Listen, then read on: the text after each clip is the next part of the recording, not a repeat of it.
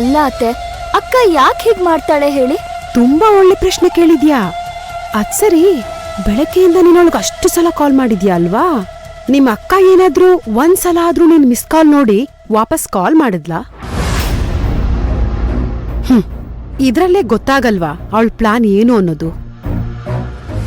ನೋಡು ಜಾನು, ನನಗೆ ಭೈರವಿ ಮೇಲೆ ಯಾವುದೇ ತರ ದ್ವೇಷ ಇಲ್ಲ. ಇನ್ನು ನೀನು ನಿನ್ ಸ್ವಂತ ಅಕ್ಕನ್ಗಿಂತ ಜಾಸ್ತಿನೇ ಪ್ರೀತಿಸ್ತೀಯ. ಆದ್ರೆ ಸೋಗ್ ಹಾಕೊಂಡ್ ಬಂದಿರೋ ಅವಳಿಗೆ ಸಂಬಂಧದ ಬೆಲೆನೇ ಗೊತ್ತಿಲ್ಲ. ನಿಮ್ಮಕ್ಕ ಆ ವಸುಂಧರ ಹತ್ರ ಏನ್ ಹೇಳ್ಕಳ್ಸಿದ್ಲು ಗೊತ್ತಾ? ನಿಮ್ಮಪ್ಪ ಶ್ರೀರಂಗಪಟ್ಟಣದಲ್ಲಿ ಕಾವೇರಿ ದಡದಲ್ಲಿ ತಗೊಂಡಿರೋ 100 ಎಕರೆ ಜಮೀನನ್ನ ಅವ್ರ ಹೆಸರಿಗೆ ಮಾಡ್ಕೊಡು ಅಂತ ಕೇಳೋಕ್ ಬಂದಿದ್ರು.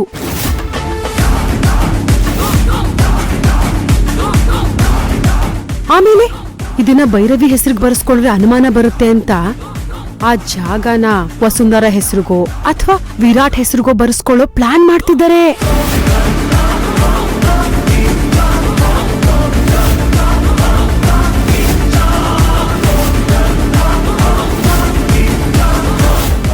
ನೋ ನೋ, ಇಲ್ಲ ಅತ್ತೆ, ಹಾಗಾಗೋದಿಕ್ಕೆ ಸಾಧ್ಯನೇ ಇಲ್ಲ.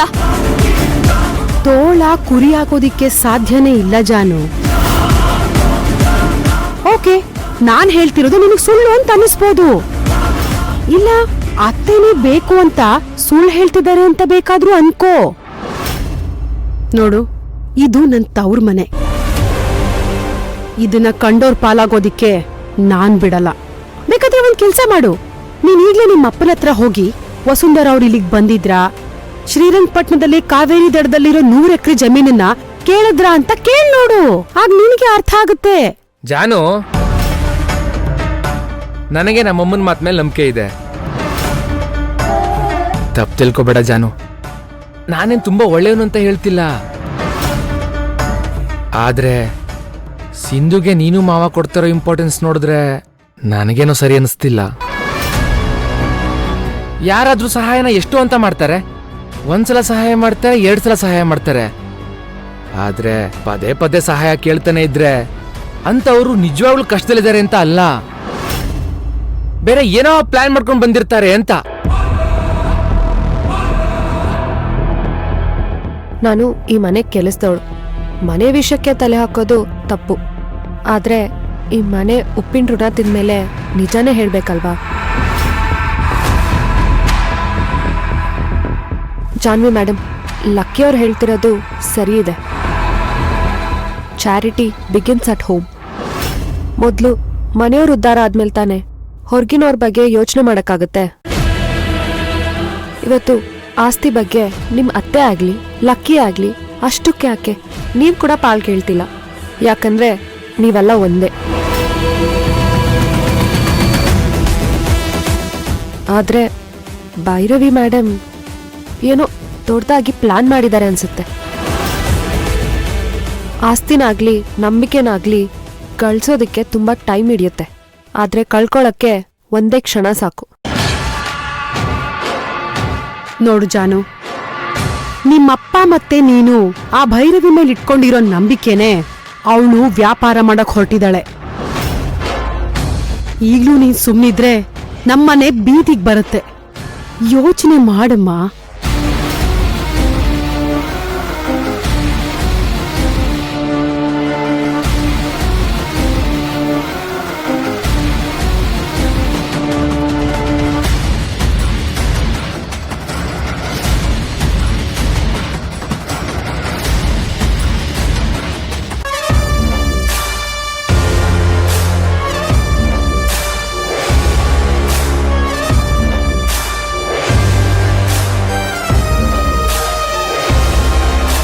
ವಸು, ಸಾಕ್ಷಿ ನಮ್ ಪರ್ವ ಕೆಲ್ಸ ಮಾಡದೇ ಇದ್ರೂನು ದುಡ್ಡಿದೆಯಲ್ವಾ, ಅದು ಕೆಲ್ಸ ಮಾಡೇ ಮಾಡುತ್ತೆ. ಯೋಚನೆ ಮಾಡ್ಬೇಡ. ಎಷ್ಟು ವರ್ಷದಿಂದ ಈ ಕೇಸ್ ನಡೀತಾ ಇರೋದು? ಏನ್ ಮಾಡಿದ್ರು ನಮ್ ಕಡೆ ಆಗ್ತಾನೆ ಇಲ್ವಲ್ಲ. ಲಾಯರ್ ಏನಂದ್ರು? ಈ ಜಜ್ಮೆಂಟ್ ನಮ್ ಪರ ಬರೋದು ತುಂಬಾ ಕಷ್ಟ ಇದೆ ಅಂತ ಹೇಳಿದ್ದಾರೆ. ಮತ್ಯಾಕ್ ದುಡ್ಡು ತಗೊಳ್ತಾ ಇದಾರಂತೆ ಅವನು? ಅಮ್ಮ ಅವ್ರೇನ್ ಸುಮ್ನೆ ಇಲ್ಲ. ಕೋರ್ಟ್ ಕೇಳೋ ಎವಿಡೆನ್ಸ್ಗಳು ಸರಿಯಾಗಿರ್ಬೇಕಲ್ವಾ? ಏನಾದ್ರೂ ಮಿರಾಕಲ್ ಆದ್ರೆ ಮಾತ್ರ ನಮ್ಮ ಆಸ್ತಿ ಉಳಿಯೋಕ್ ಸಾಧ್ಯ ಅಂತ ಹೇಳಿದ್ರು. ನೋಡೋಣ, ನಮ್ಮ ಅದೃಷ್ಟ ಚೆನ್ನಾಗಿದ್ರೆ ಈ ಕೇಸ್ ನಮ್ದಾಗತ್ತೆ. ಜಡ್ಜ್ಮೆಂಟ್ಗೆ ಇನ್ನೂ ಎಷ್ಟು ಟೈಮ್ ಇದೆ? ಲಾಯರ್ ಅಲ್ಲಿ ಹೋಗಿದಾರಮ್ಮ, ಇನ್ನೇನು ಜಡ್ಜ್ಮೆಂಟ್ ಕೊಡೋ ಸಮಯ. ಹಾ, ನೋಡು, ನಾವಿಲ್ಲೆಲ್ಲ ಟೆನ್ಷನ್ನಲ್ಲಿ ನಿಂತಿದ್ರೆ ಇವರೆಲ್ಲ ಬಿಸಿಲಲ್ಲಿ ಎಲ್ಲೋ ಹೊರಟಿದ್ದಾರೆ. ಎಲ್ಲೇ ಹೊರಟಿದ್ದೀರಾ? ಅದು ಅಜ್ಜಿ, ಮಗುಗೆ ಇವತ್ತು ವ್ಯಾಕ್ಸಿನೇಷನ್ ಇತ್ತು, ಅದಕ್ಕೆ ಕರ್ಕೊಂಡು ಕ್ಲಿನಿಕ್ಕಿಗೆ ಹೊರಟಿದ್ದೀವಿ. ಹೋಗ್ಬೇಕಾದ್ರೆ ನಮ್ಮ ಎದುರಿಗೆ ಹೋಗ್ಬೇಕಾಗಿತ್ತಾ? ಆ ಕಡೆಯಿಂದ ಹೋಗಕ್ ಆಗ್ತಾ ಇರ್ಲಿಲ್ವಾ?